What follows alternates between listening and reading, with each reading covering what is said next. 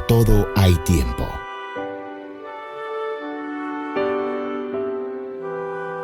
Pero hoy te motivamos a que aproveches al máximo este tiempo para escuchar y alimentar tu espíritu de la palabra de Dios.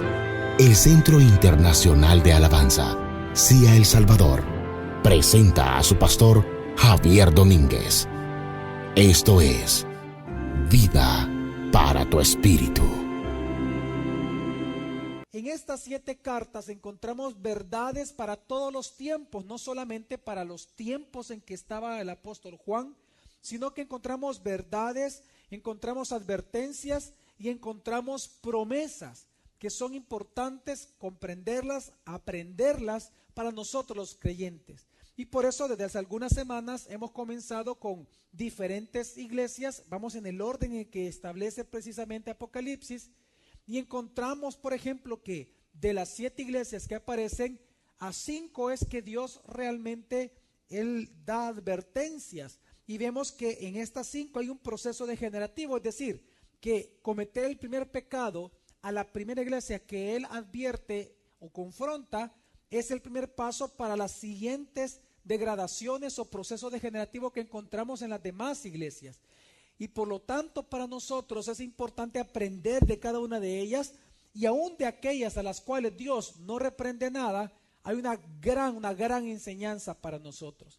Así que en este día nosotros vamos a ver la 4ª iglesia a la cual Dios le da su confrontación muy fuerte, 5ª iglesia que vamos a leer, o 5ª carta, y precisamente al final de cada una de ellas se habla de los vencedores, es decir, de aquellas promesas que van a ser cumplidas en aquellos que venzan, en aquellos que hagan y cumplan con la palabra de Dios que Él establece en estas cartas, que somos todos los cristianos, pues habla de aquellos vencedores lo que van a recibir. Así que este día nosotros vamos a continuar con una de estas cartas, con la 5ª carta del orden que aparece en Apocalipsis, la 4ª, la cual Él confronta fuertemente, y es precisamente a la iglesia de Sardis. Pero el mensaje es muy duro, porque el título del sermón de esta mañana es Sardis, la iglesia que tiene reputación de que vive, pero estaba muerta. Y es que lo terrible de esta iglesia y lo interesante de esta carta es que es una carta que Jesús escribe a una iglesia muerta, que pensaba que estaba viva, se comportaba como una iglesia viva, pensaba como una iglesia viva, se movía como una iglesia viva, hablaba como una iglesia viva, pero estaba completamente muerta ante los ojos de Dios. Y estas palabras duras es la que Jesús les dice precisamente a esta iglesia de Sardis. Vamos a leer Apocalipsis ahora, capítulo 3, versículo 1 al 6. Escribe el ángel de la iglesia en Sardis. Esto dice el que tiene los 7 espíritus de Dios y las 7 estrellas.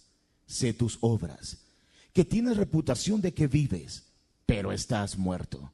Sé vigilante y consolida las otras cosas que estaban a punto de morir, porque no he hallado tus obras perfectas delante de mi Dios. Por tanto, recuerda lo que has recibido y has oído, y guárdalo, y arrepiéntete, pues si no velas, llegaré como ladrón y no sabrás a qué hora llegaré sobre ti. Pero tienes unos pocos nombres en Sardis que no han manchado sus vestiduras y andarán conmigo de blanco porque son dignos. El que así venza se vestirá con vestiduras blancas, y no borraré jamás su nombre del libro de la vida, y confesaré su nombre delante de mi Padre y delante de sus santos ángeles.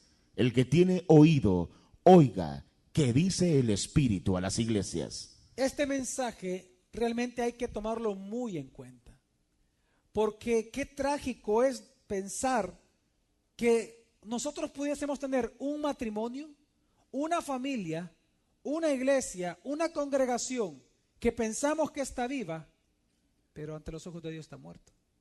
Qué trágico es para algunos poder pensar que su matrimonio está bien, para usted es un matrimonio vivo porque vienen a la iglesia, pero qué trágico es escuchar el que Dios le dijera a usted que su matrimonio está muerto. Que tal vez para usted sus obras delante de los hombres y delante de sus ojos, tal vez para usted su matrimonio está vivo, pero ante los ojos de Dios está muerto. Y esto es totalmente trágico porque si usted se pone a pensar, un matrimonio cristiano, una familia cristiana, una iglesia cristiana, se supone que quien vive es Cristo. Lo lógico, el quehacer realmente de una iglesia es la vida de Dios en la iglesia.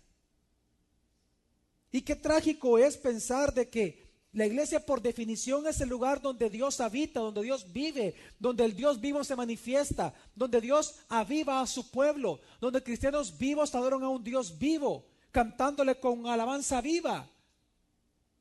Pero estaba muerta. Una iglesia que le cantaba al Señor, una iglesia que le servía supuestamente al Señor en la mente de ellos, pero estaban muertos.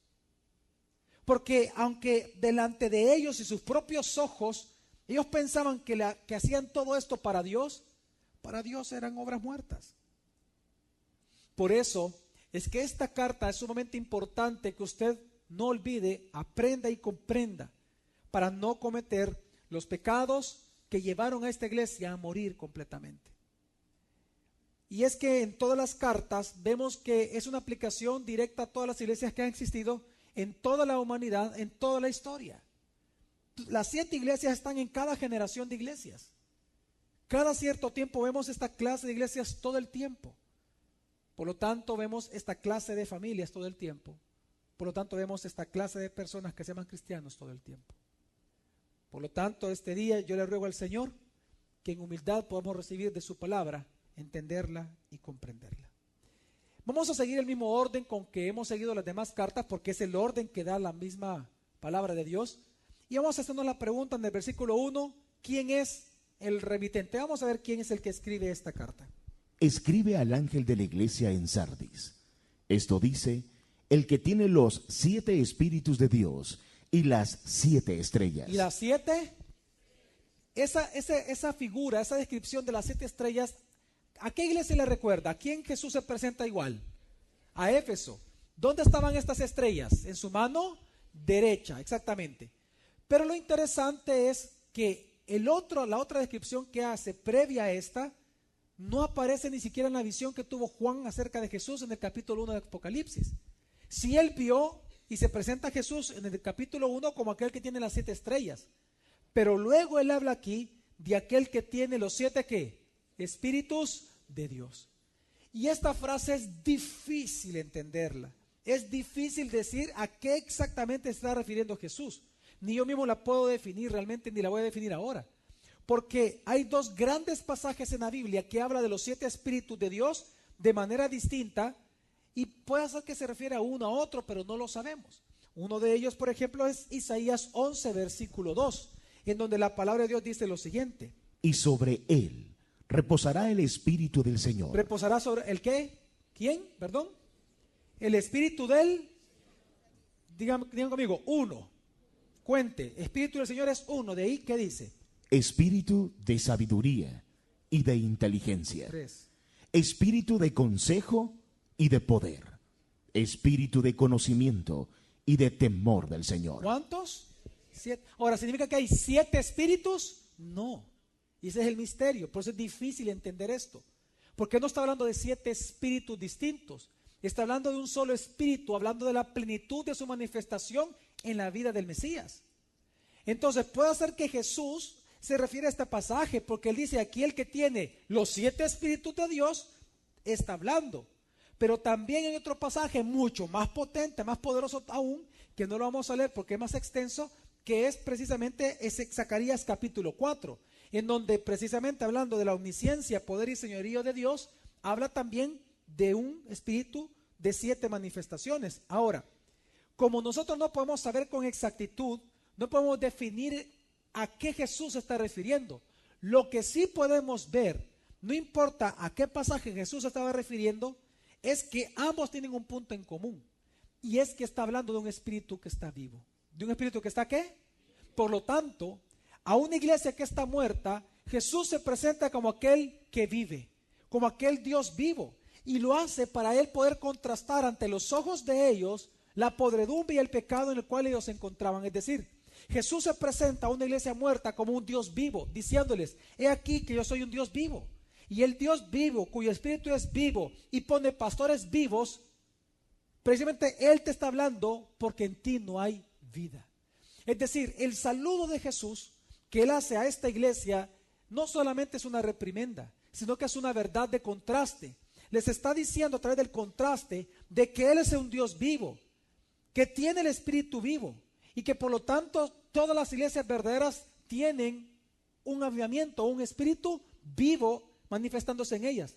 Pero por lo tanto, si en ellos no estaba este espíritu vivo, no hay manifestaciones de que están vivos, es porque están entonces muertos. Entonces lo que Jesús hace para presentarse automáticamente, Él comienza a hablar de que Él es un Dios vivo y que por lo tanto a compararse con la iglesia está muerta, porque no se parece en nada a su creador, no se parece en nada al Mesías, no se parece en nada al Cristo que la hizo nacer.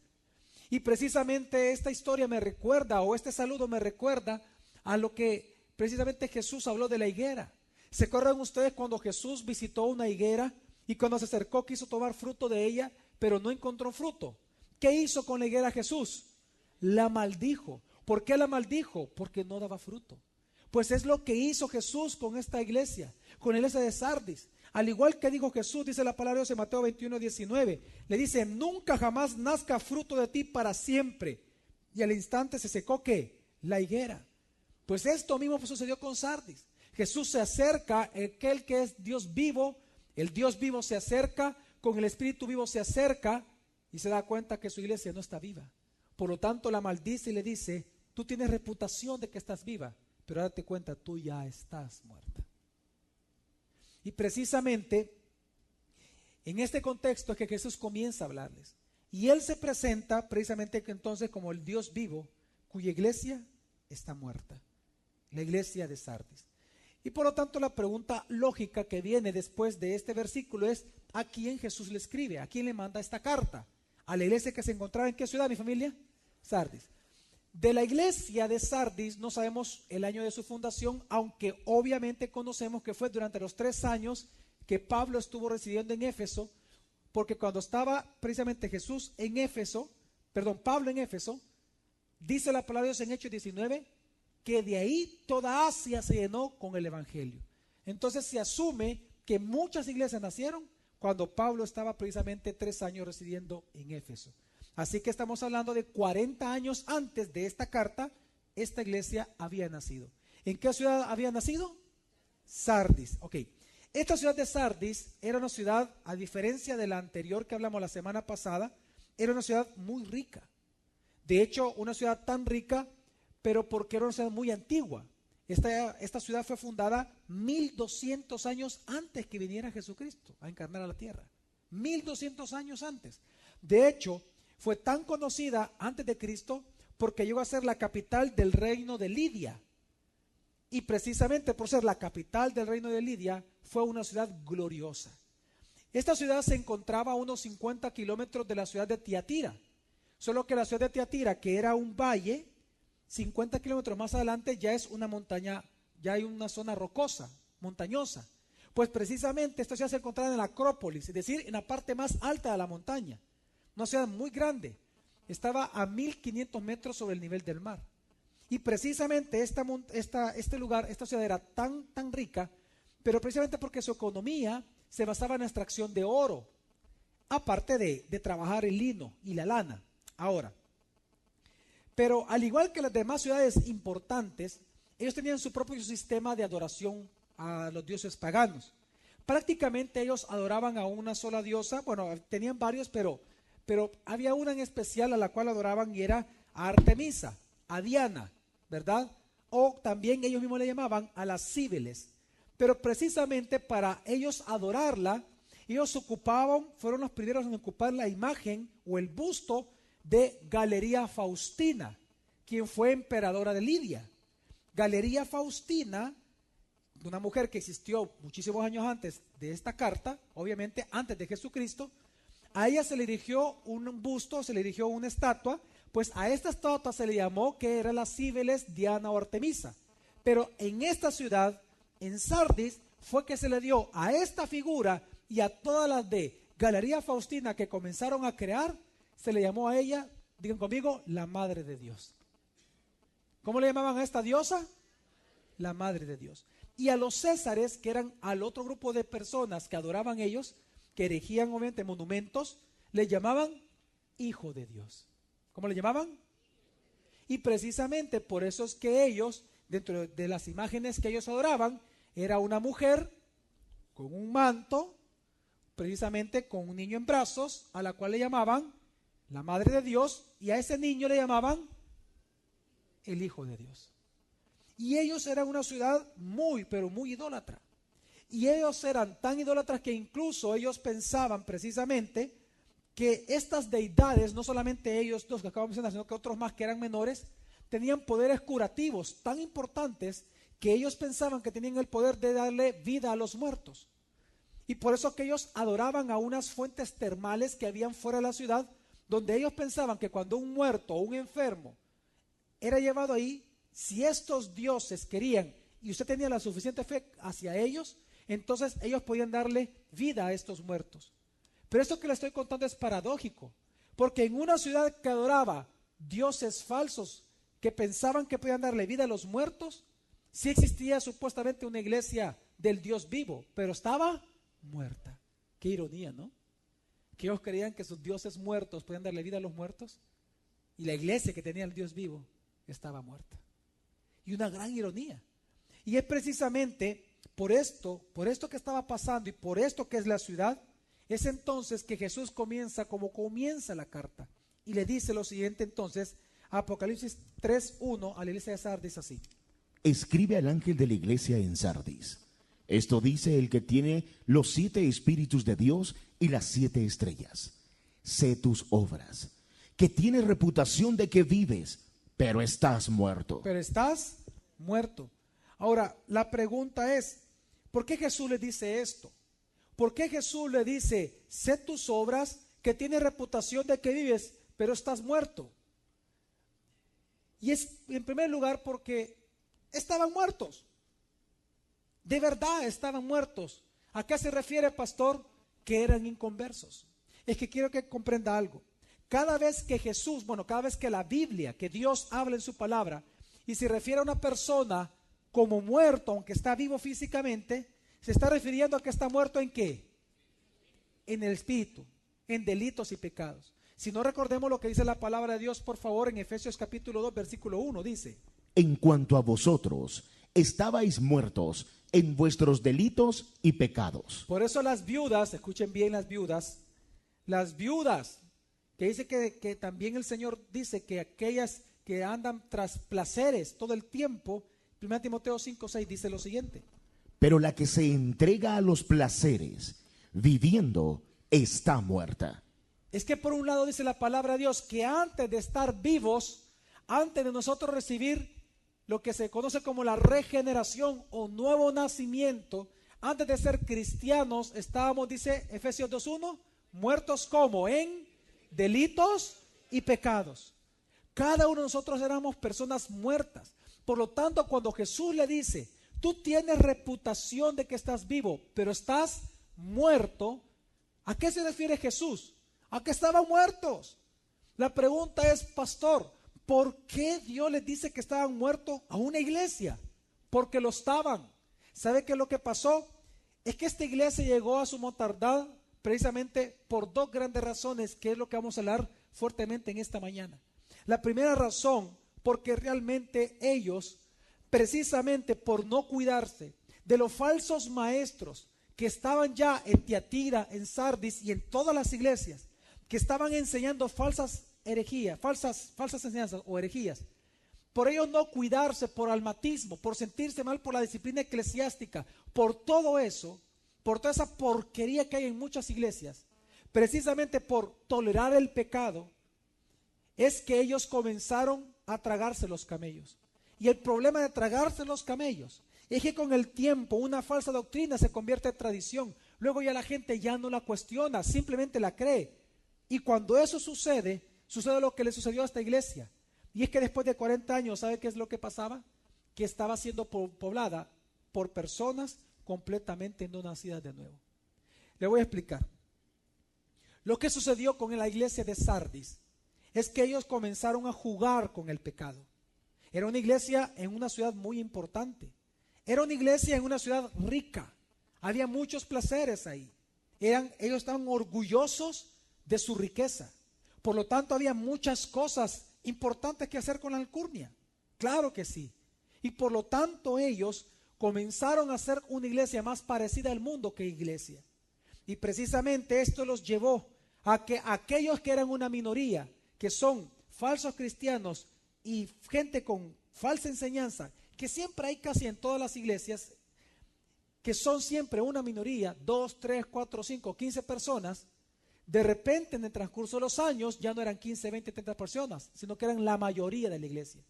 Y lo que dicen los historiadores es que esta iglesia comenzó realmente a jugar tanto con el pecado, que aquellos que eran una minoría pasaron a ser una minoría. Y lo terrible es esto, que el mismo liderazgo y el mismo pastor ya no eran cristianos, sino que eran gente no nacida de nuevo. Eran inconversos, completamente inconversos, los que estaban ya gobernando la iglesia. Por eso Jesús les dice que están ¿qué? Muertos. Es que cuando Jesús le dice a alguien muerto, es que está ¿qué? Muerto. No era un cristiano carnal, no. Estaban ¿qué? Muertos. Era una iglesia dirigida por muertos. Alababan muertos, cantaban muertos, oraban muertos.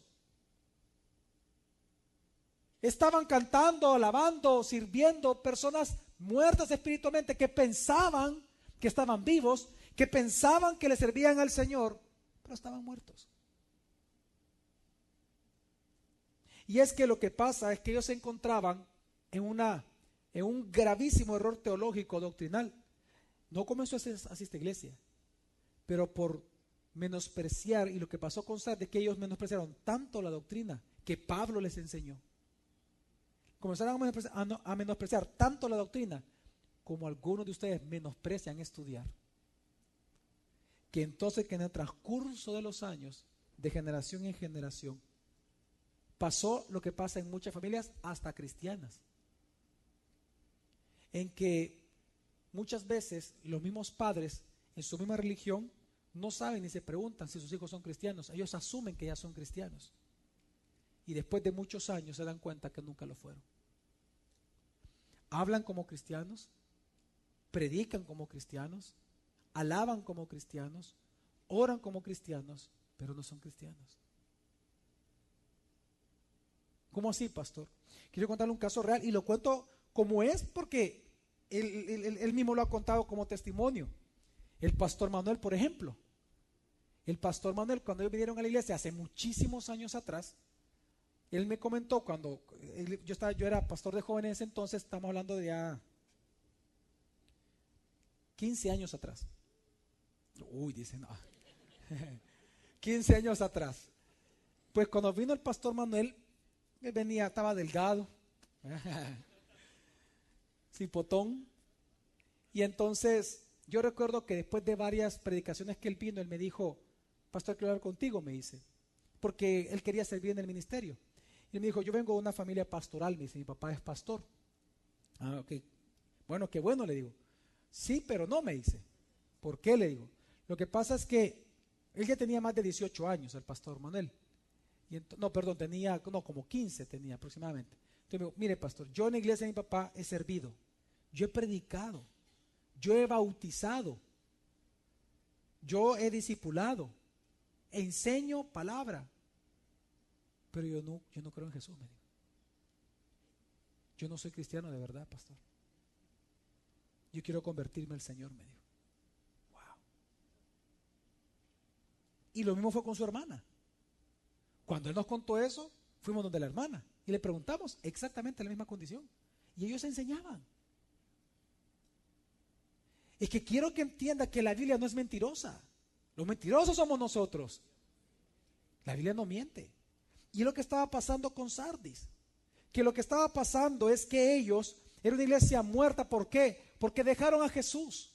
Dejaron la doctrina. Comenzaron menospreciando la doctrina que Pablo ya había establecido y comenzaron a adoptar aquellos deseos pecaminosos de la congregación, los deseos de la mara, los deseos de la gente, los deseos del pueblo, precisamente para mantenerlos en la iglesia.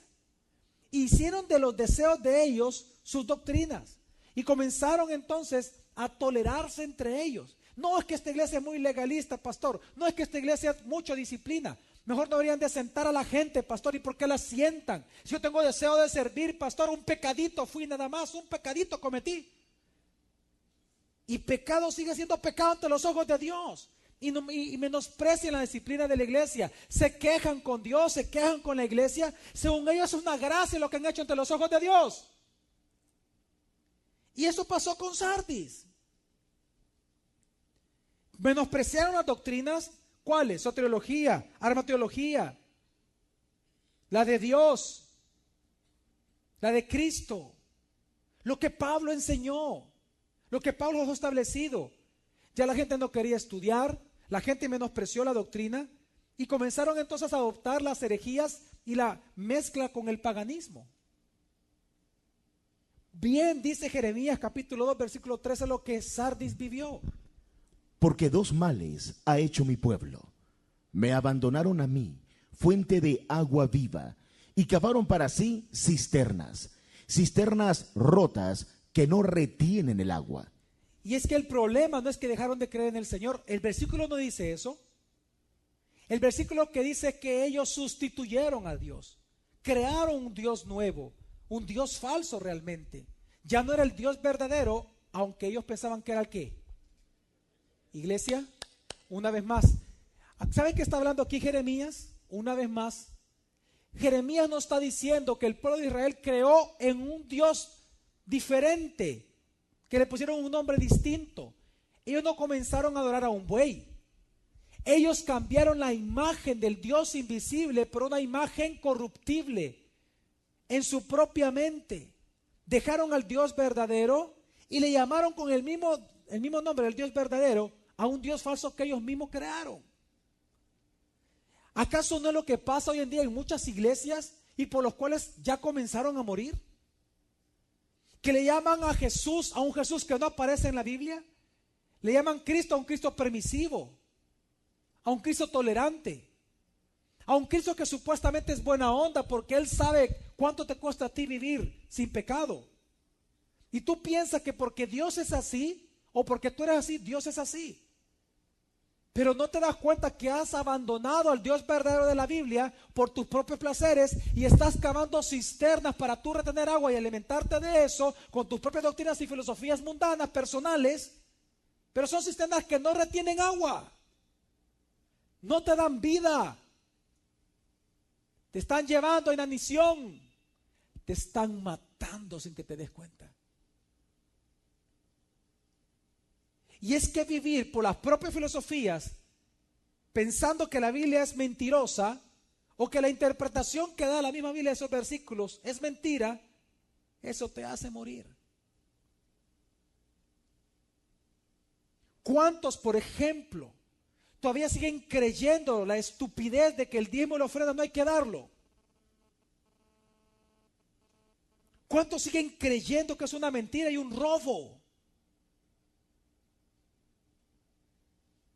Iglesias muertas son aquellas, por ejemplo, yo he ido a iglesias en donde ellos dicen y se jactan, no, es que nosotros aquí no pedimos diezmos ni ofrendas.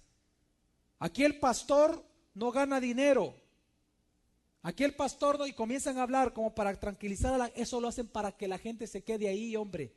Ellos no lo aman a usted. Si lo amaran a usted como usted ama a sus hijos, usted le hablaría la verdad a ellos, a sus hijos, como ellos le hablarían la verdad a usted. ¿Cuántos padres hay acá? Cuando usted le habla a su hijo para que él no cometa un error, ¿qué le habla a usted? ¿Mentira o verdad?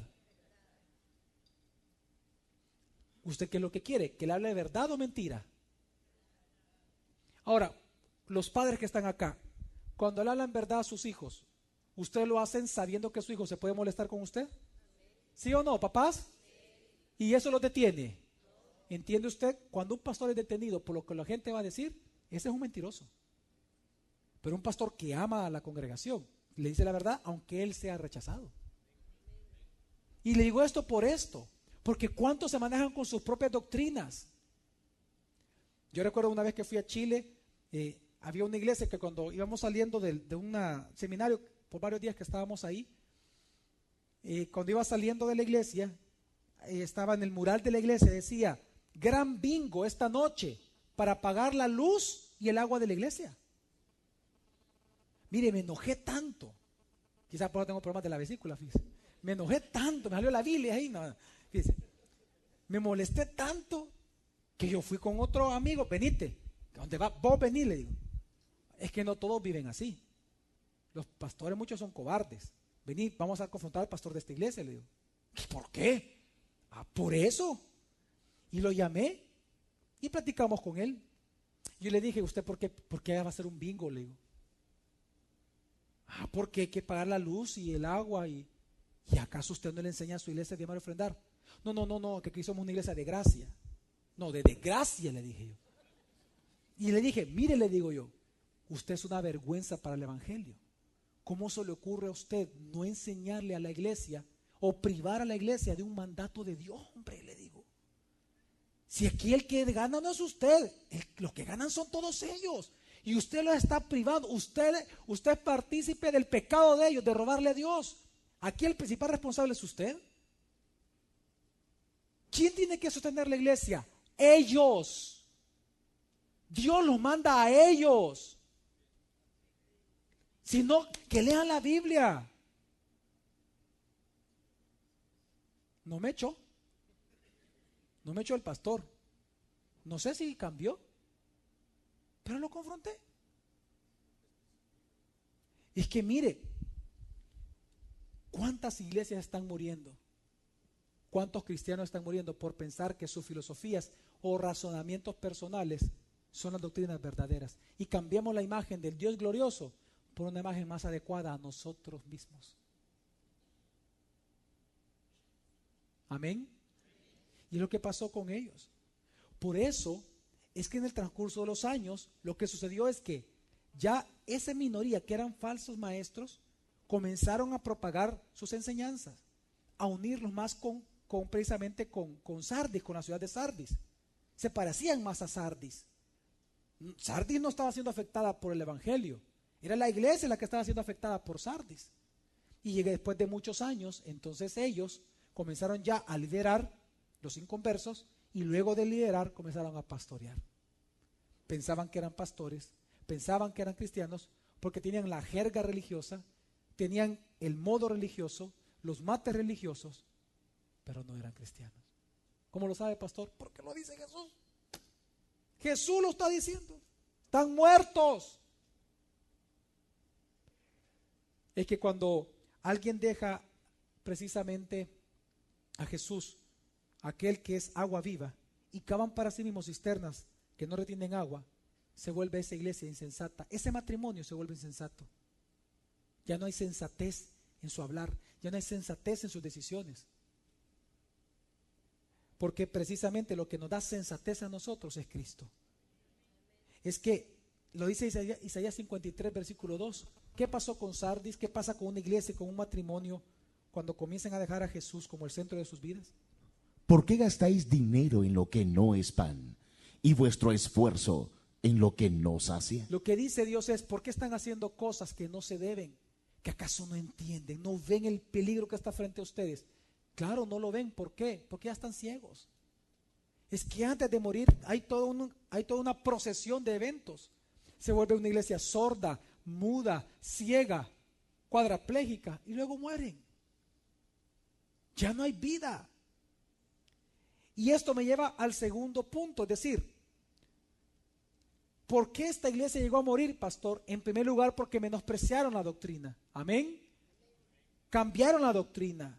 La hicieron más al gusto del consumidor, al gusto del miembro, al gusto del asistente, al gusto de su carne, de sus deseos, de sus pensamientos, filosofías y religión.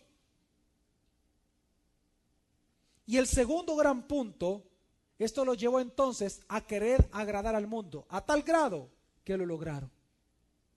Y lo que pasó con Sardis es lo que dice Jesús. ¿No lo tienen ustedes ahí en su Biblia? ¿No tienen ahí en su Biblia Apocalipsis 3?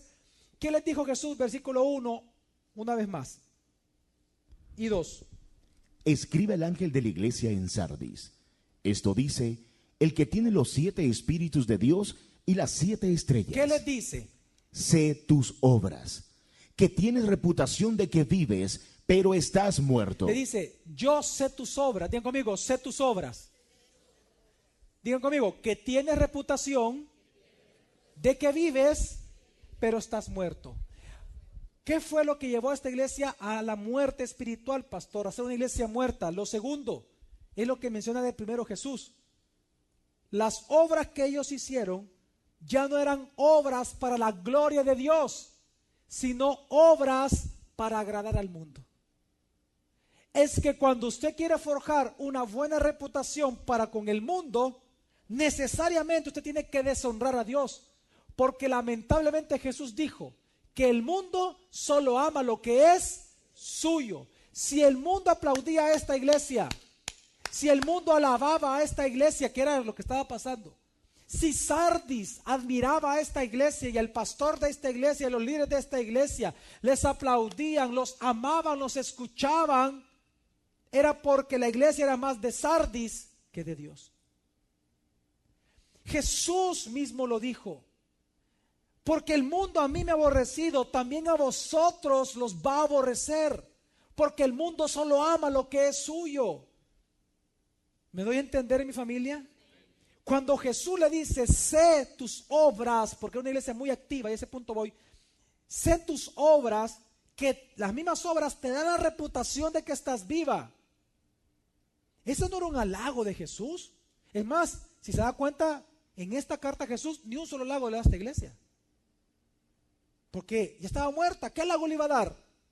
¿Apestás? No. Le dice, tus obras te dicen a ti y le dicen a la ciudad de Sardis que estás viva, pero estás muerta. ¿Por qué? Porque precisamente cuando alguien, un pastor, una iglesia, un cristiano, busca tener o formar una buena reputación social, necesariamente tiene que volverse como la sociedad. Tiene que hablar como la sociedad, tiene que pensar como la sociedad, tiene que vestir, caminar, comer, dormir, hacer como la sociedad hace. Pero necesariamente eso va en contra de la voluntad de Dios. Y es lo que pasó con ellos. El problema con esta iglesia, y hoy va a entenderlo un poquito mejor. Era una ciudad, dijimos, como extraía oro, era una ciudad muy, ¿qué dijimos? Rica. Pues ¿quiénes creen ustedes que componía esta iglesia? ¿Quiénes eran sus miembros? ¿Personas pobres o ricas? Ricas. Y aquí viene el punto. Esta iglesia era una iglesia de alcurnia, de apellidos, de nombres. Cualquier parecido no fue coincidencia en el pasado, señores. En el pasado esta era una iglesia de Sardis. Una iglesia en donde orientada únicamente a buscar ese sector. Y era una iglesia, por eso es que cuando pastores buscan las mejores zonas, no, vamos a hacer esta iglesia para poner acá, para que nos lleguen los de la embajada, para que nos lleguen acá, que nos lleguen los de no sé dónde, para acá, que los gringos, que los chinos, que los coreanos, que no sé qué. Cuidado con esa iglesia, váyase de esa iglesia, porque el pastor es un trasquilador. Nosotros venimos de eso, hombre.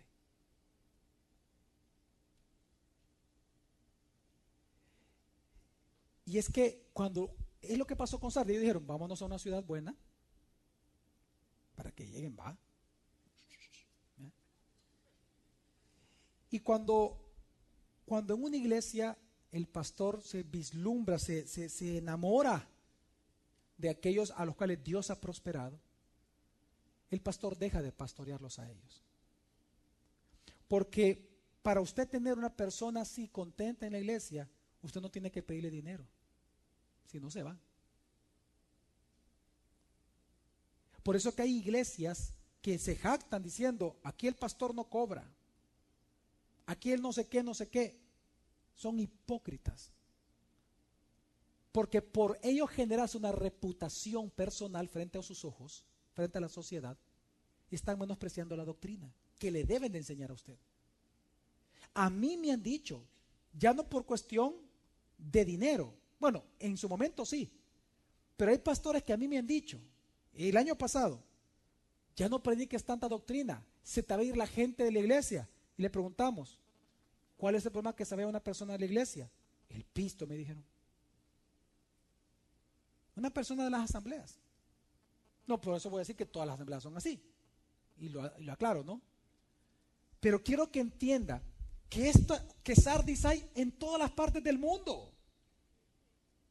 Iglesias que están dispuestas a generar una reputación, quieren codearse con lo mejor. Se enamoran con los políticos, enamoran a los políticos, tienen contentos a los economistas, a los políticos, a esto, esto otro. Generan una excelente reputación, les importa su reputación, porque es el tipo de personas que quieren recibir, así es su reputación que se forman. Pero el problema es que vivir para una buena reputación es deshonrar y menospreciar a Dios. Porque si el mundo te llega a amar, si la sociedad te llega a amar, si San Salvador te llega a amar y ya no te persigue como cristiano, es porque eres de San Salvador, piensas como San Salvador, vives como San Salvador, hueles a San Salvador, ya no a Cristo.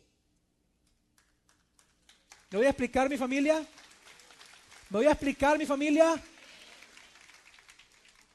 Qué terrible, ¿no? Y Salmo 127:1. Si el Señor no edifica la casa, en vano trabajan los que la edifican. Si el Señor no guarda la ciudad, en vano vela la guardia. ¿Saben ustedes que Dios es tan sabio que Él deja que se edifiquen cosas que después Él va a destruir? Esas iglesias siempre van a existir. Nosotros venimos de ser una iglesia así. Nosotros éramos una iglesia Sardis hace muchos años atrás. Cuando yo era pastor de jóvenes, a mí me decían, tienes que pedirle perdón a fulano de tal porque él da mucho diezmo aquí en la iglesia. Yo tenía que ir a pedirle perdón por algunas cosas que ni siquiera había hecho y tenemos que pedirle, mantener así. Y esta era, ¿te acuerdas, Gerald? ¿Sí? Esa era la orden. Esta era la orden. Tienes que tenerlos contentos. A fulano, porque ellos son los que diezman en la iglesia. Y cuando venía la persona, en aquel entonces, quien fue el fundador, él solo se reunía con ellos. Y nos decía a nosotros, tienen que reunirse ustedes solo con ellos. Reúnanse cada cierto tiempo. Y nos enseñaban y nos decían, y tienen que hacer tal cosa, y tienen que hacer esto y esto otro. Que la enseñanza que aquellos que se han ido es lo que están haciendo. Eso es aprendido.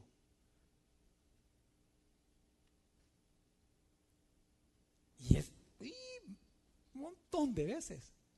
No, a fulanito no le puedes molestar con eso. Por eso es que yo sinceramente, yo no ando averiguando yo se lo dije a mi esposa cuando me ordenaron pastor, yo le dije, nunca, no quiero saber cuánto diezma cada persona en la iglesia, no quiero verle cara de dólar a la gente. Y yo por eso no sé, yo no sé si Robertillo diezma, yo no sé si tú diezmas, yo no sé, no lo sé, ni pregunto, y le pueden preguntar al pastor Melvin. No me interesa, no, de verdad no me interesa. Tengo años viviendo así, pastoreando así. Porque fácilmente uno puede caer en eso o no.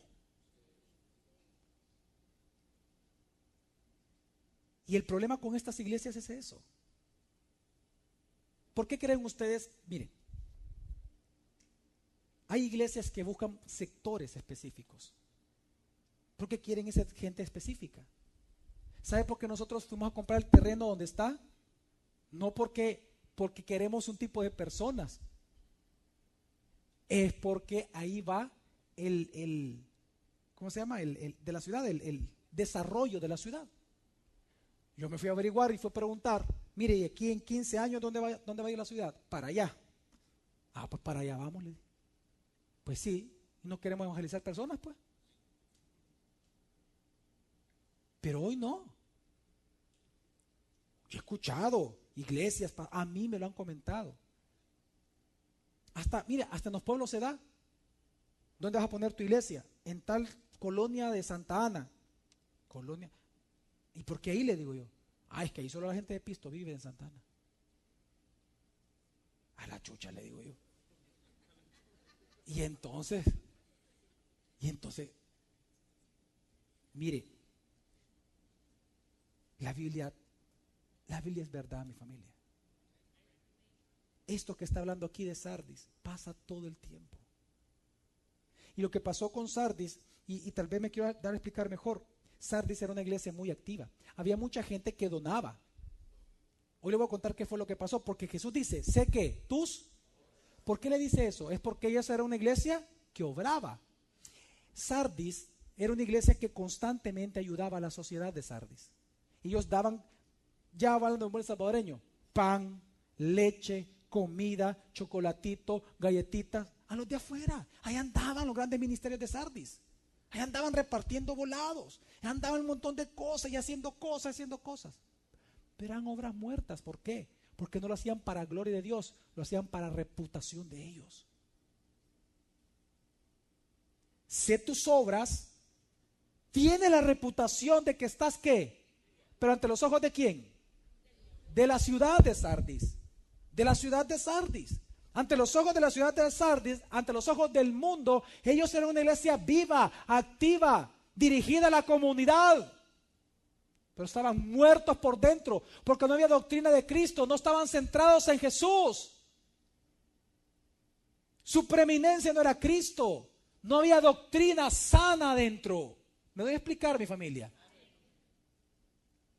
Y es que usted tiene que entender que cuando un pastor o una iglesia quiere tener una buena reputación, el costo es su propia muerte espiritual, porque tener o gozar de una reputación social implica hacer y ser como el mundo. No hay otra opción. Jesús lo dijo, Juan 15, 19 al 20 dice la palabra del Señor. Si fuerais del mundo, el mundo amaría lo suyo. Pero como no sois del mundo, sino que yo os elegí de entre el mundo, por eso el mundo os aborrece. Acordaos de la palabra que yo os dije. Si un siervo no es mayor que su señor, si a mí me persiguieron, también a vosotros os perseguirán. Si guardaron mi palabra, también guardarán la vuestra. Es que dice, si fuerais del mundo, el mundo amaría lo suyo, pero como no soy del mundo, sino que yo os elegí dentro del mundo, por eso el mundo os ¿qué? Aborrece. Y luego dice, si a mí me persiguieron, también a vosotros os perseguirán. Mire, mi familia, si a usted no lo persiguen ni siquiera en su propio trabajo, si en su propio trabajo a usted ni siquiera lo aborrecen, no, hombre, ¿usted se avergüenza de Cristo entonces? ¿No entiende usted eso? Esto no es negociable. Nosotros los cristianos tenemos que ser aborrecidos y tenemos que ser perseguidos. Cuando una iglesia, un pastor, un cristiano, un matrimonio cristiano deja de ser perseguido y aborrecido y su reputación crece en medio del estatus social, entonces significa que esa iglesia, pastor, matrimonio cristiano, entonces se parece más al mundo, hace lo que el mundo hace, vive como el mundo vive, deshonrando a Dios. Digan conmigo, Sardis solo ama lo que es de Sardis. Digan conmigo, San Salvador solo ama lo suyo. La pregunta es, ¿usted vive porque el San Salvador lo ame a usted? Mire, una vez más, el costo de tener una buena reputación es la muerte espiritual. Por eso es que, mire, Dios nos dio sabiduría en esta iglesia, de cuando nosotros mirábamos que era un club social y tratábamos de agradar a las personas. Y quiero que entiendan algo, es cierto, aquí vinieron gente muy bendecidas por el Señor, como también gente muy trabajadora. Pero antes eso era difícil, ni siquiera podían convivir entre ellos. Y Dios nos dio la sabiduría y comenzamos a establecer doctrina en la iglesia. Y hoy, gracias al Señor, no le damos la cara de dinero a nadie, fíjese. Se lo puedo asegurar, no nos interesa. Y gracias a Dios, la iglesia es iglesia. ¿Sabe qué parece esta iglesia? Iglesia. Donde cualquiera puede venir, cualquiera. Tanto al que Dios prospera increíblemente, como aquel al cual Dios toda la vida lo va a hacer trabajar arduamente. Ambos pueden venir aquí, porque delante de Dios todos aquí, por lo menos en este lugar, somos uno. Todos somos iguales ante Dios. Amén. Y digo esto porque precisamente las iglesias comienzan a morir cuando esto comienza a ser diferenciado. Y eso no es posible. La iglesia es para todos. Amén. Y digo esto también porque precisamente, una vez más, gozar o tratar de forjarse una reputación social implica necesariamente que usted debe de ser ecuménico, ecumenizar con el mundo. Ese es el gran punto con la globalización. Y perdón el tema que me voy a meter, aparte que me gusta, pero se lo voy a explicar muy bien. ¿Sabe que hace poco me invitaron a una universidad a enseñar acerca del efecto de la globalización en la fe de los creyentes? Y yo les explicaba que lo que hoy se llama globalización, en el mundo antiguo existió, solo que no se llamaba globalización, se le llamaban conquistas. A usted, doctor, que yo veo que a usted le gusta mucho la historia, todos los imperios, se da cuenta que por ejemplo Roma, que conquistó, previamente Grecia, que conquistó el mundo filosóficamente, era una globalización mundial. Cada conquista, cada imperio, cada filosofía que se apoderaba del mundo es una especie de globalización. Y lo que está demostrado en la historia a nivel de religiones y de fe, que cuando en el mundo hay una globalización, lo primero, lo necesario para que el mundo de verdad sea globalizado es que se tienen que transigir las verdades. ¿Qué es transigir la verdad? La palabra transigir significa poner, es decir, yo debería de poner mis principios por debajo de José Mario. Si tuviéramos principios diferentes, yo tengo que poner los míos que son de la Biblia, supóngase que él fuera un budista, pero queremos hacer negocio.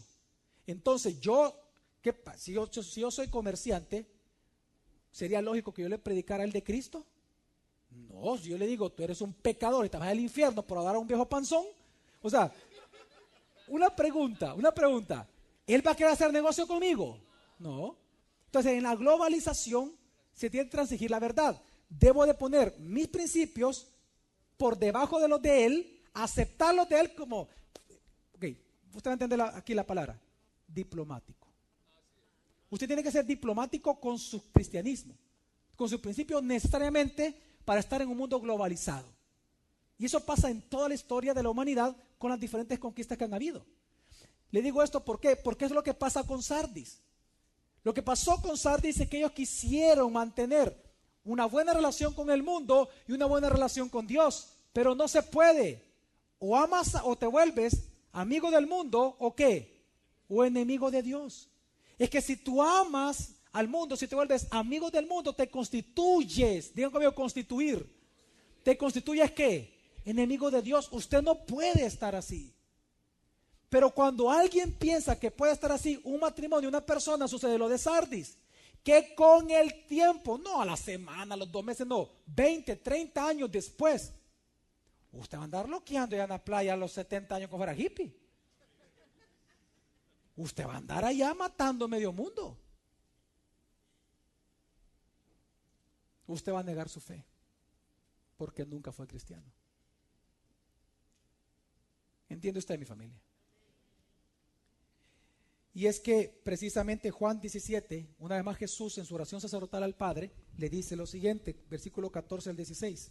Yo les he dado tu palabra, y el mundo los aborreció, porque no son del mundo, como tampoco yo soy del mundo. No ruego que los quites del mundo, sino que los guardes del mal.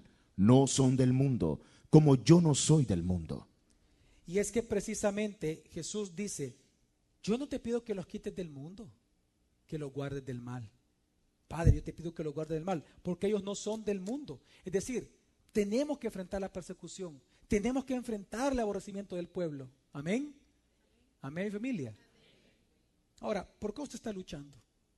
¿Qué es lo que usted defiende? Su reputación pasada. Usted vive del pasado. Usted fue don fulano en tiempo pasado y usted vive de eso. Wow. Qué engañados estamos. Es como que nosotros viviéramos de nuestra reputación pasada. Esta iglesia, si hablamos de reputación, pues se forjó al inicio una buena reputación, después una mala reputación. Porque lo mismo que se volvió bueno, terminó siendo malo. Hay gente que todavía, ya no, la última vez fue hace 2 años, que en la universidad donde doy clase, una persona me dijo, pastor, qué bueno conocerlo. Siempre ya tengo una pregunta que hacerle, Fíjese que a mí me contaron que para ser miembro de su iglesia había que pagar $5,000. Me puse a reír y dije, no, le dije, mira, esa cuenta es viejísimo, le digo. Lo que pasa es que antes la iglesia era cerrada y solo buscaba un cierto tipo de personas, pero lamentablemente eso deshonra a Dios, le dije. Y hoy no, y quiero que entienda que aquí hay personas, aquí en la iglesia hay personas que Dios ha preparado tanto, pero son bien humildes, que mi admiración por ellos es la humildad. Tienen a sus hijos en sujeción. Yo hay uno que yo quiero, pero bastante, y a sus hijos, o sea, bien. Hay otro también que tiene a sus hijos y yo veo cómo los apoya, todo. Ellos todo el tiempo me hablan, ¿cómo estás, pastor? O sea, gente de años, cristianos de verdad. Como también hay gente completamente trabajadora, que gana su pan diario. La hermanita que vende allá afuera, tostadita, la amo con todo mi corazón, esa hermana. Y yo la abrazo, la amo y le doy beso como cualquier otro miembro de la iglesia. Personas de la comunidad de aquí les hemos pedido que se congreguen acá en la iglesia y que no tengan temor. Ellos sí dicen, no, es que le dicen no podemos entrar. Así nos han dicho los de la comunidad de aquí. No, ahí no podemos entrar, no. ¿Por qué no? Les digo yo. Pero Sardis así fue.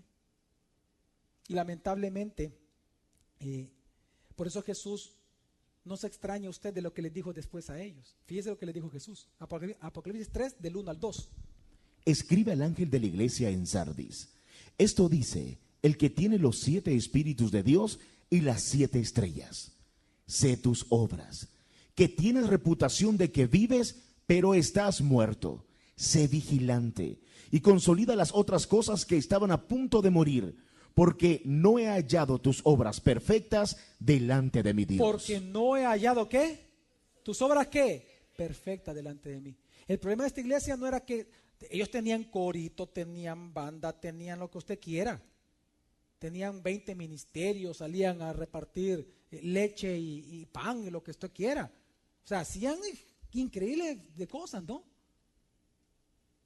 Pero sus obras ante los ojos de Dios no eran correctas. Porque no nacían para glorificarlo, no nacían de la voluntad de Él porque no eran cristianos. Era para ellos mismos, que es el reclamo que Dios hace y la acusación que Dios hace con los hombres moralmente buenos en el mundo, Romanos 3. En Romanos 3, Dios dice que lo que va a acusar a los hombres moralmente buenos es su propia bondad. Eso es lo que los va a juzgar y los va a llevar al infierno, la bondad. ¿Y por qué, pastor? Porque la bondad del hombre natural, que es lo que estaba pasando con Sardis, la bondad del hombre natural no nace de un corazón regenerado, nace de un corazón orgulloso. La gente moralmente buena es buena porque ellos, es decir, se sienten bien siendo buenos. No lo hacen para Dios, lo hacen por amor a ellos mismos, a su nombre o apellido. Esta pasarela lo donó Javier Domínguez. ¿No viste ustedes una calle? Este puente lo levantó la familia pum pum pum. ¿Ah? La gloria no es para Dios, la gloria es para ellos. Es lo que dice Romanos y es lo que está hablando aquí la Biblia. Usted porque hace las cosas, gente que sirve en esta iglesia, miembros de liderazgo, ¿para qué lo hacen? ¿Para usted verse? ¿Para su propia reputación? ¿Para usted ser el pastor de la iglesia? Cuidado, no, mentira, no. ¿Para ser el pastor de la iglesia? ¿Para ser el pastor del ministerio de alabanza? Usted no ama a Dios. Si es por eso, se ama a sí mismo. Y ese es el reclamo de Dios a Sardis. Porque ellos no habían nacido de nuevo ya. Sé tus obras, pero tus obras no son buenas, no son correctas. Nacieron de un corazón podrido como tú eres.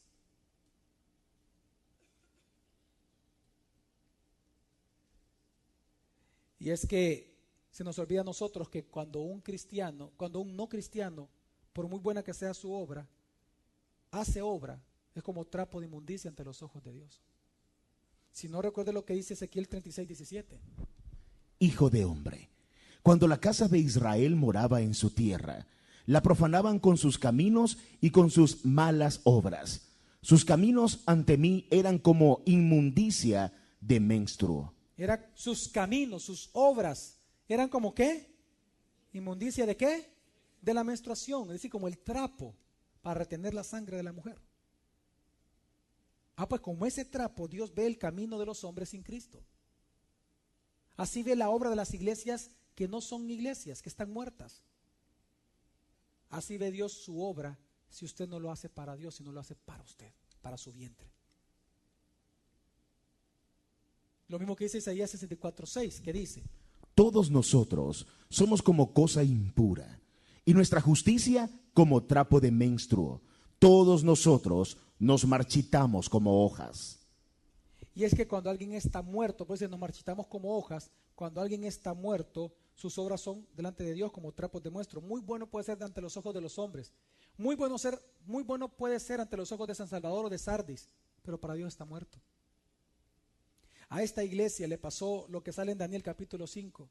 A esta iglesia Dios vino, los pesó y encontró un reino que no era reino. Los pesó y los encontró que eran débiles, que no había valor en ellos. Después de pesarlos como una balanza, Dios les dijo a ellos, a Sardis: mené, mené, tekel. Mené, mené, tekel. Y tenga cuidado, que Dios, después de venir a su vida, de analizar su vida, de juzgarlo a usted o a su matrimonio, Dios le diga en esta mañana: mené, mené, tekel, o parsim. Tenga cuidado. Porque lo que dice el Señor es: mené, mené, tekel. Ha sido probado, ha sido pesado y ha sido encontrado sin valor. No me sirve para nada. Wow. Daniel 5 lo vamos a leer, por favor. Léelo. Esta es, pues, la escritura que fue trazada. Mené, mené, tekel, uparsim. Y esta es la interpretación del asunto. Mené, contó Dios tu reino y le ha puesto fin. Le ha puesto fin, como a la iglesia de Sardis. ¿Por qué? Tekel, pesado has sido en balanza y fuiste hallado falto de peso. Digan conmigo: mené, mené, tekel. Tenga cuidado. Si Dios viniera a su vida ahorita y lo pesara a usted en base a su doctrina, en base a las intenciones de sus obras, en base a su obediencia, ¿cómo usted saldría? En base a las motivaciones, intenciones y pensamientos que nadie conoce. ¿Qué Dios diría de usted? Cuidado, porque yo sé que aquí pudieran haber muchos mené, mené, tekeles.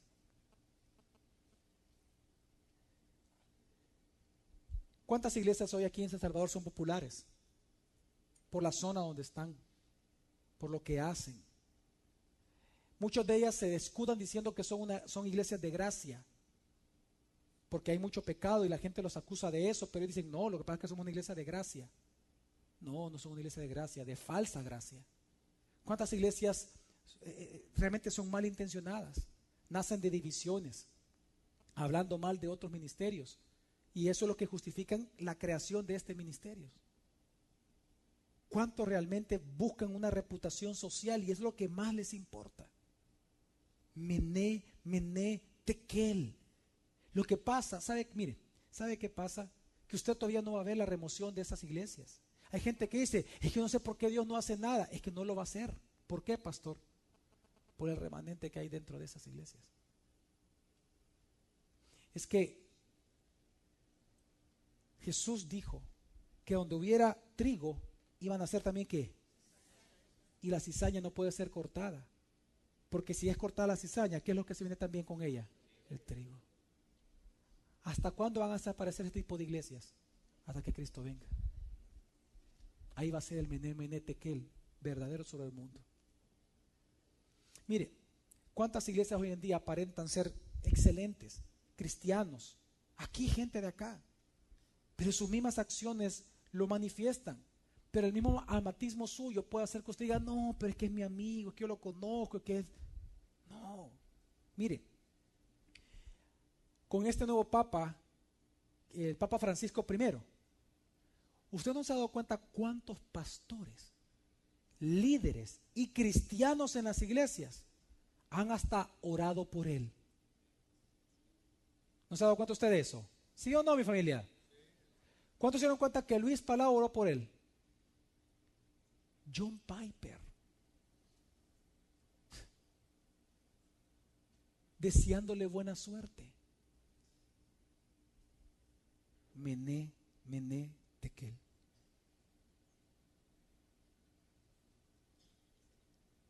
Aquí hay miembros contentos. Pastor, ya vio el nuevo papa. Ya vio lo que cómo habla, ¿verdad?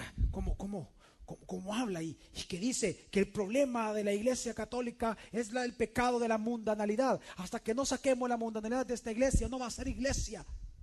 Y me pongo a reír y le digo, mira, él es jesuita, hombre. No hay orden más inteligente, por encima incluso de los Opus Dei, en todo el catolicismo, en todo el mundo, como los jesuitas. Tú no entiendes que ellos son populistas. Ellos son expertos en ganarse naciones enteras. Y lo voy a decir así, y recuerde a aquellos, bueno, no recuerde, a los que son nuestros invitados, yo le pido que no se ofenda. Quiero que entienda que yo fui sacerdote extraordinario, ordenado. Así que por algo le estoy contando. Ya no, ¿verdad? Obviamente. Muchos años. Este va a ser uno de los peores papas en contra del verdadero cristianismo. Usted no tiene ni idea de la guerra que le va a hacer al verdadero cristianismo. No al cristiano, al verdadero cristianismo. ¿Sabe cuántos años tenía el Papa ortodoxo? El Papa ortodoxo de no ir a las investiduras de los nuevos papas de la Iglesia Católica Romana. 1000 años. Con este fueron. Este Papa ha unido más que Juan Pablo II. Habla como cristiano evangélico. Para recordarle un poco, ¿cuántos se dieron cuenta que hace como 3 años atrás, 4 años atrás, Marcos Witt le preguntaron que qué pensaba de la Virgen María? Y él dijo, quiero seguir un camino diferente porque he probado el camino de mis padres, de mis abuelos, hablando del cristianismo evangélico, y quiero probar un camino diferente, dice Marcos Witt. Ese video lo quitaron de YouTube en un montón de lugares porque él pagó, porque él no sabía que lo estaban filmando. Lo filmaron y él mismo dice que él quiere recorrer un nuevo camino y estaba a la par de sacerdotes. ¿Se acuerdan ustedes de eso? ¿Quiénes se acuerdan? Ok, ¿sabe quién estaba a la par de él? Francisco I. Él fue el que logró eso en Argentina.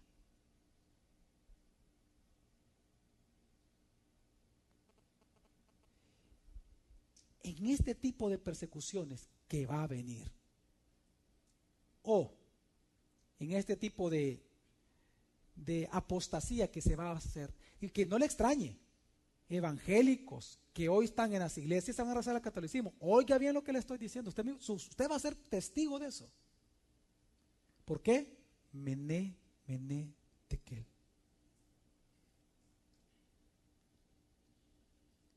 Bien dice Proverbios capítulo 30, versículo 12. Hay quien es puro ante sus propios ojos, pero no está lavado de su inmundicia. ¿Hay quien es puro ante qué? Claro, ¿quién no es puro ante a los ojos de uno? Todos. Todos pensamos que no somos tan malos, ¿verdad? Todos pensamos que no matamos ni una mosca.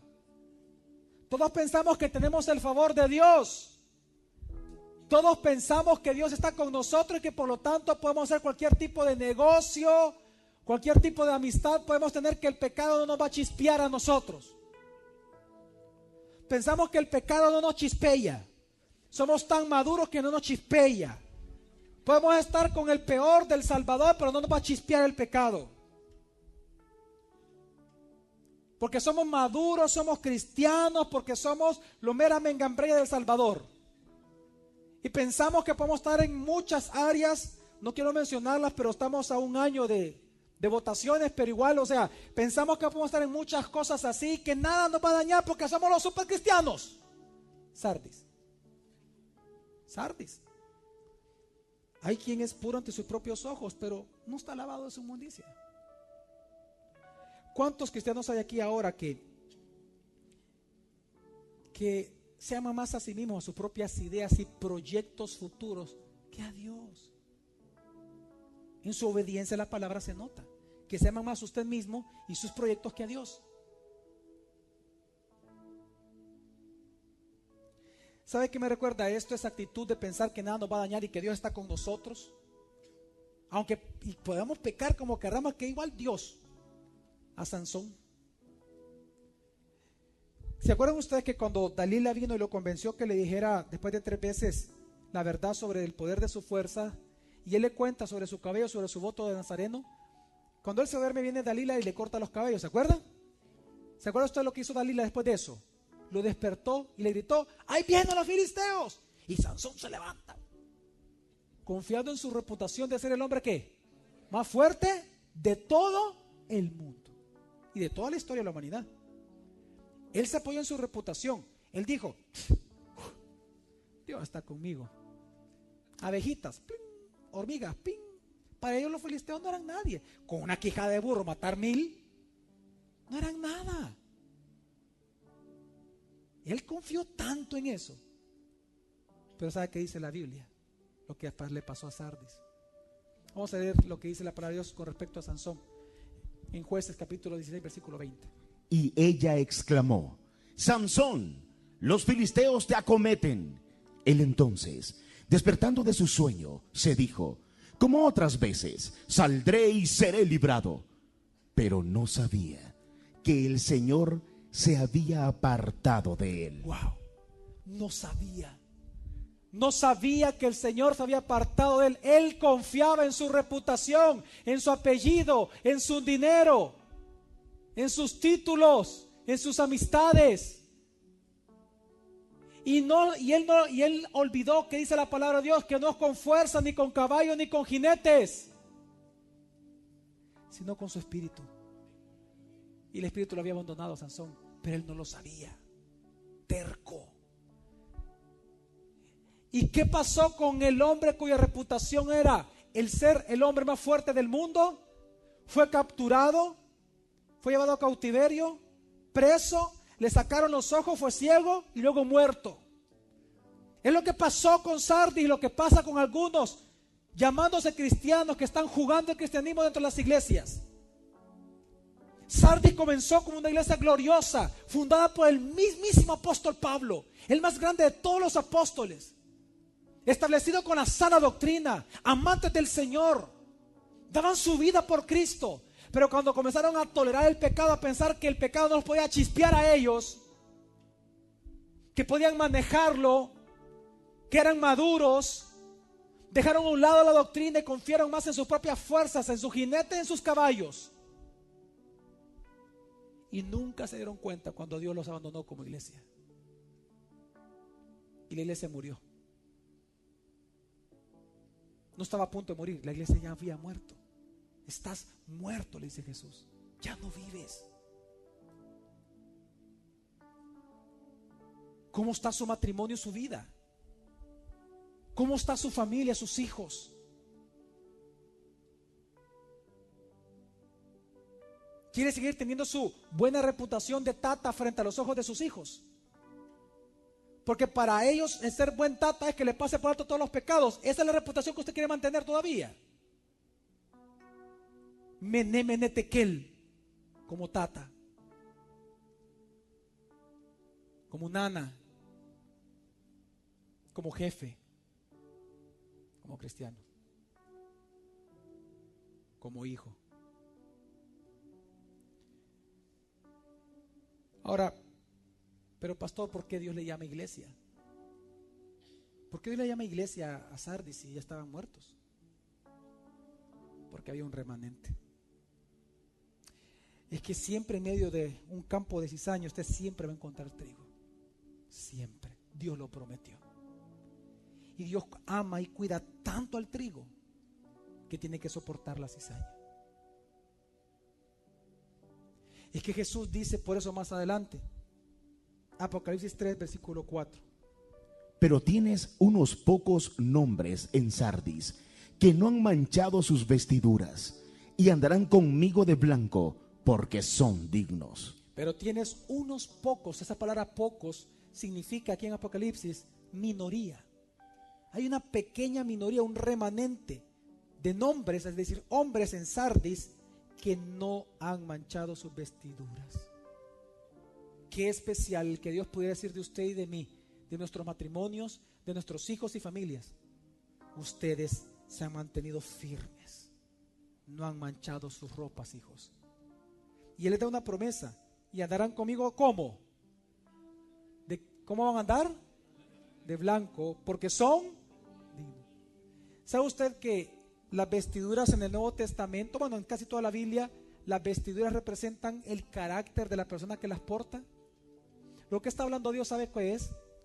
Que aquel remanente que permanezca fiel a sus enseñanzas, a pesar de tanta bulla y tanta invitación a la mundanalidad que hay en el mundo, aquellos que se mantengan fieles, dice el Señor que a ellos Él los vestirá de blanco.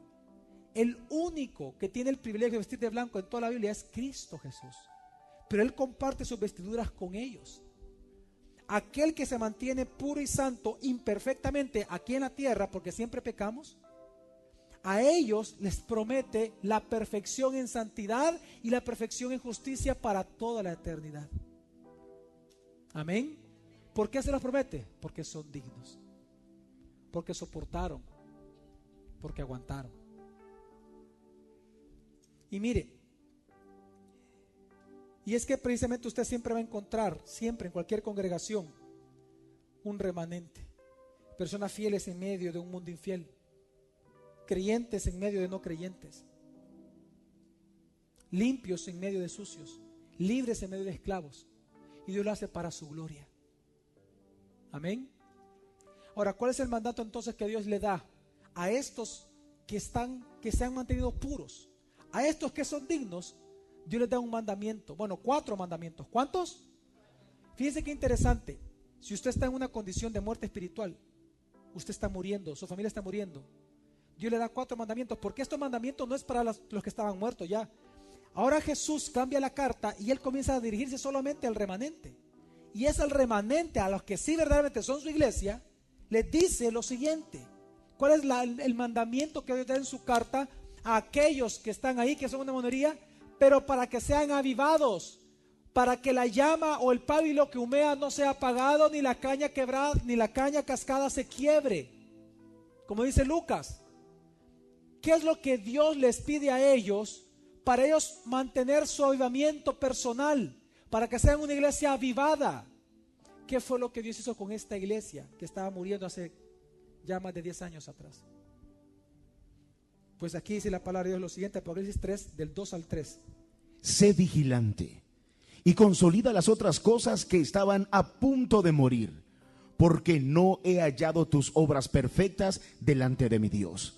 Por tanto, recuerda lo que has recibido y has oído, y guárdalo, y arrepiéntete, pues si no velas, llegaré como ladrón, y no sabrás a qué hora llegaré sobre ti. ¿Usted quiere un avivamiento para su vida si está muriendo? Número 1, digan conmigo, sé vigilante.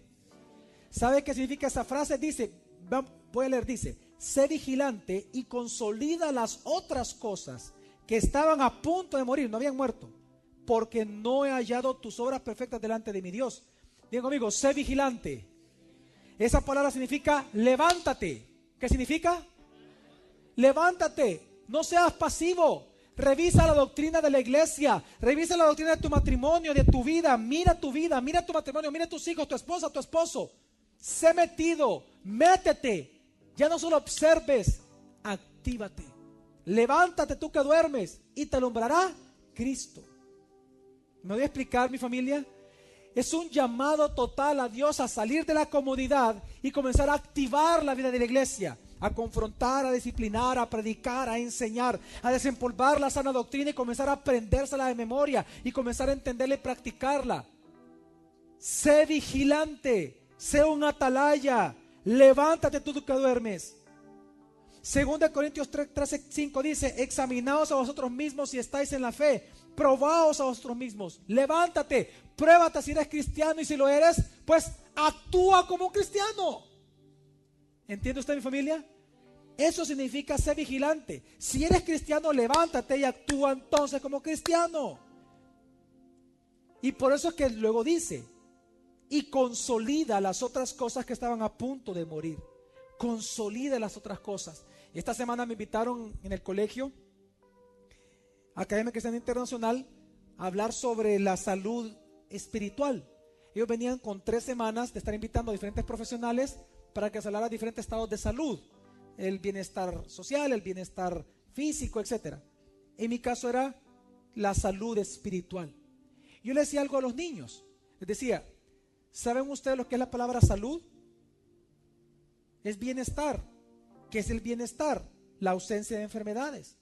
¿Qué es necesario hacer para no tener enfermedades, doctor? Hábitos. ¿O no, mi familia? ¿Hay que comer con las manos chucas? ¿Ah? No, obvio, si no se enferma.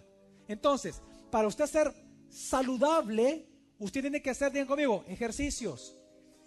Iglesia, digan conmigo, hábitos. Amén. Entonces yo le decía a los niños, miren, ¿saben ustedes que la Biblia sí habla de salud espiritual? Los niños así, sí, pero no lo habla con esa frase. Hay una frase que Dios le da al tener un bienestar espiritual, y la palabra es piedad. Por eso es que la Biblia dice, ejercítate más bien en ¿qué dice? En la piedad.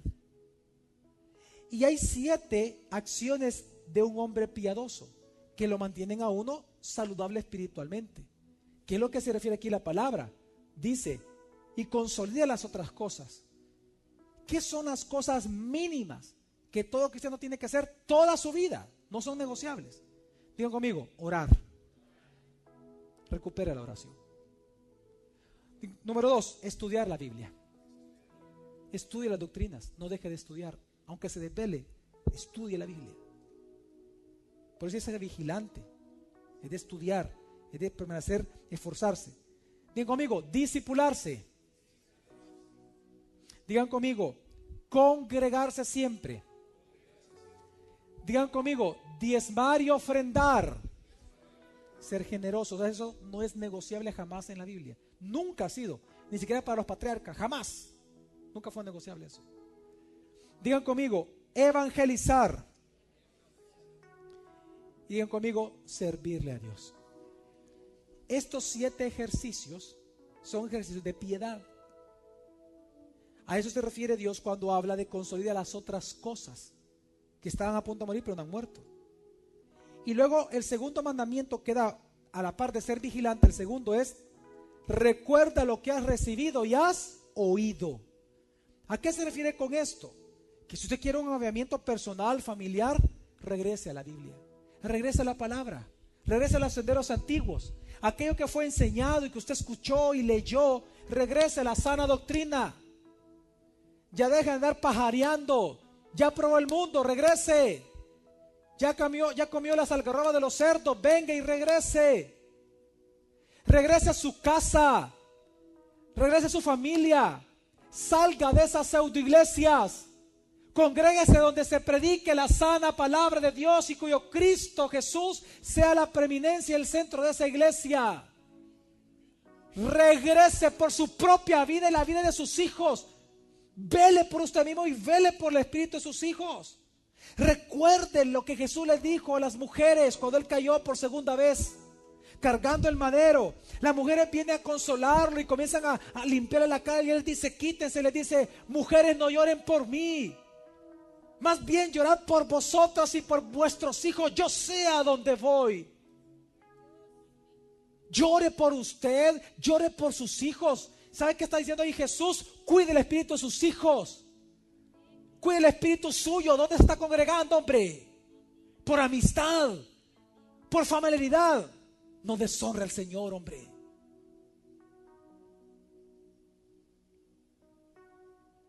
¿Quién va a cuidar su espíritu más que usted? Su vecino no va a cuidar su espíritu. Recuerda lo que has recibido y has oído. La semana pasada en Facebook, este cantautor Jesús Adrián Romero escribe: a Dios no le importa que tengas la doctrina correcta, pero sí el corazón correcto. Ay, qué lindo. Se lo voy a repetir. Casi algunos dicen amén. Dice: a Dios no le importa que tengas la doctrina correcta, pero sí el corazón correcto. Qué frase más tonta. Yo le puedo enseñar a usted ahorita mismo 10 versículos que hablan que a Dios sí le importa su doctrina, que usted tenga la doctrina correcta, porque el corazón Él se encarga, no usted. Solo Él puede transformar los corazones. Usted es el que debe velar por su espíritu con la sana doctrina. Segunda de Juan 1, 9 al 11 dice, rápidamente léelo, dice: todo el que se desvía y no permanece en la doctrina del Mesías, ¿qué pasa? no tiene a Dios. El que permanece en la doctrina, este tiene al Padre y al Hijo. Por tanto, si alguno llega y no lleva esta doctrina, no lo recibáis en casa ni le digáis bienvenido. claro, no puede ser ni amigo nuestro.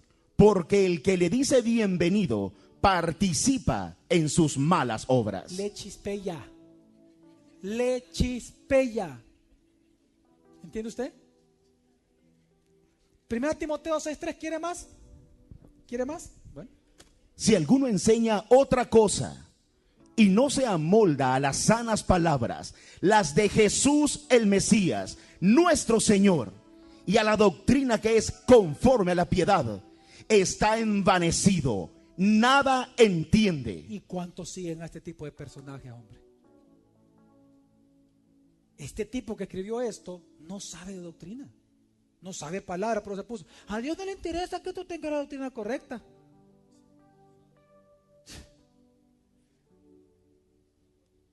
¿Cómo podemos servir a un Dios que no conocemos? ¿Y cómo podemos decir que conocemos a Dios si no conocemos a Cristo? ¿Y cómo podemos conocer a Cristo si no es a través de la palabra, si no conocemos la palabra? ¿Cómo pues oirán de aquel que no han, pero cómo creerán en aquel que no han oído? ¿Y cómo irán si no hay quien les predique? Insensatos. Han cavado tantas cisternas para ellos mismos que se han vuelto insensatos. Así que digan conmigo: sé vigilante, recuerda, digo amigo, y guárdalo. ¿Sabe usted que la palabra guardar significa ponerlo en práctica? No se trata únicamente de que usted va a recordar lo que Jesús le ha enseñado, sino que lo va a poner en práctica. Es volverlo a hacer. De eso está refiriendo la palabra. Como 2 Timoteo 2:2 dice: las cosas que oíste de mí en medio de muchos testigos, estas encarga a hombres fieles que sean idóneos para enseñar también a otros. Y en cuarto lugar, arrepiéntete, dice Jesús. Y es que aunque sabemos que el arrepentimiento es un don de Dios para nosotros, pero lo que está diciendo Dios, reconoce que lo que estás haciendo es pecado. Reconoce, ponte de acuerdo con Dios. Ponte de acuerdo conmigo, hijo, está diciendo Dios, de que dejar a un lado la doctrina, pensar que no te puede afectar el pecado si estás con gente así. Entiende, arrepiéntete de ese pecado. Haz las primeras obras. Aquello que no ha muerto, recupéralo, guárdalo, defiéndelo, ámalo, practícalo. ¿Me doy a entender? Arrepentimiento no es decirle a Dios perdóname, es cambiar la actitud. Amén, mi familia. Y por último dice: y si no velas, llegaré como ladrón. Claro, ¿qué hace un ladrón? Se mete cuando usted no se da cuenta, y lo hace para llevarle cosas o para quitarle cosas. Y las quita porque las hace ¿qué? De él. ¿Y de quién eran? Suyas. Pues dice aquí Jesús que Él vendrá, si no hace esto, como ladrón a su vida, y le quitará todo lo que usted piensa que es suyo. Pero siempre fue de Él. Pero usted no se lo quiso dar. Él va a venir y lo va a tomar. ¿Cuál es la promesa para concluir? Apocalipsis 3, 5 al 6. El que así venza se vestirá con vestiduras blancas, y no borraré jamás su nombre del libro de la vida, y confesaré su nombre delante de mi Padre y delante de sus santos ángeles. El que tiene oído, oiga qué dice el Espíritu a las iglesias. Al que venza, 3 promesas Dios le da que va a cumplir. Número 1, vestirá con vestiduras blancas. Es decir, que la santidad y la justicia con la que usted busca vivir en este mundo, que es imperfectamente como usted y como yo, porque pecamos todos los días, Dios va a cambiar esa condición y lo va a hacer puro, perfecto y justo eternamente. Amén. En segundo lugar, no borraré jamás su nombre del libro de la vida. No es una amenaza. La gente cuando lee esto dice: pastor, entonces ¿será que algún día me va a borrar mi nombre? No, es una promesa, nunca lo va a hacer. No es una amenaza. Aquí Dios ya no está amenazando. La amenaza fue anterior. Aquí Dios te promete que si tú vences, nunca jamás tu nombre va a ser borrado del libro de la vida. Hombres te pueden rechazar. Tu esposo te puede rechazar y dejar, mujer. Hombres, sus hijos los pueden aborrecer. Hijos, sus padres los pueden aborrecer. Lo pueden echar de un trabajo. Este mundo lo puede traicionar a usted. Pero Dios nunca lo va a dejar a usted solo. Dios lo ama a usted. Porque dice la palabra de Dios que nunca jamás borrará su nombre del libro de la vida. Dios lo ama tanto a usted que lo va a sostener a usted eternamente. Amén. Y la tercera promesa dice: confesaré tu nombre delante de mi Padre y sus santos ángeles. Es la misma promesa que Él hizo en los evangelios. Al que a mí me aborrezca, yo lo aborreceré, pero el que a mí me confesare, yo lo confesaré. Así que el que tiene oído, oiga lo que el Espíritu ha dicho a la iglesia de Sardis. Oiga, oiga, oiga. Amigo y amiga, usted que nos visita, tal vez usted ha estado confiando en su religión y sus sacramentos para salvarse. Quiero decirle que el día que usted muera, usted se va a enfrentar a un juicio eterno. O va a pasar eternamente con Dios o eternamente sin Dios. Lo que lo determina es su pecado, no sus obras. Usted lo escuchó muy bien esta mañana. Sus obras no pueden salvarlo jamás, sino que lo único que lo salva es Jesús, que le perdone sus pecados. Por lo tanto, la única manera en que usted pueda ser salvo es que usted se humille delante de Jesús, le pida perdón por sus pecados y le ruegue a Él que lo salve, creyendo que Él es Dios Salvador por sobre cualquier otra cosa, creyendo que solo Él es Dios Salvador y solo Él lo puede salvar. Usted va a tener vida y vida en abundancia. Amén.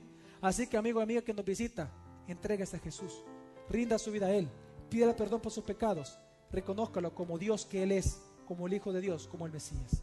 Vamos a orar.